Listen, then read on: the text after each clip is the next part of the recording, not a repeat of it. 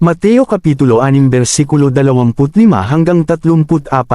Kaya nga sinasabi ko sa inyo, huwag kayong manggabalisa sa inyong pamumuhay, kung ano baga ang inyong kakanin, o kung ano ang inyong iinuman, kahit ang sa inyong katawan, kung ano ang inyong daramtin. Hindi baga mahigit ang buhay kaysa pagkain, at ang katawan kaysa pananamit. Masdan ninyo ang mga ibon sa langit, na hindi sila nangaghahasik, ni nagsisigapas, ni nangagtitipon man sa mga bandan, at sila'y pinakakain ng inyong ama sa kalangitan.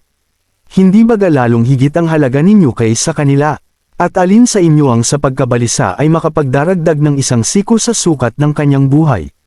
At tungkol sa pananamit, bakit kayo nangababalisa?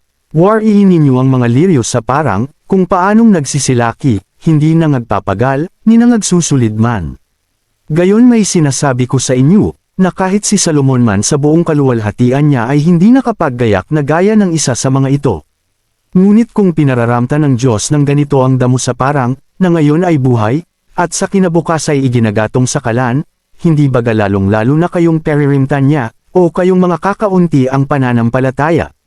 Kaya huwag kayong manggabalisa, na mangagsabi, ano ang aming kakanin? O, ano ang aming iinuman?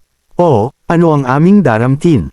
Sapagkat ang lahat ng mga bagay na ito ay siyang pinaghahanap ng mga gentil, yamang talastas ng inyong ama sa kalangitan na kinakailangan ninyo ang lahat ng mga bagay na ito. Datapwat hanapin muna ninyo ang kanyang kaharian, at ang kanyang katwiran, at ang lahat ng mga bagay na ito ay pawang idaragdag sa inyo.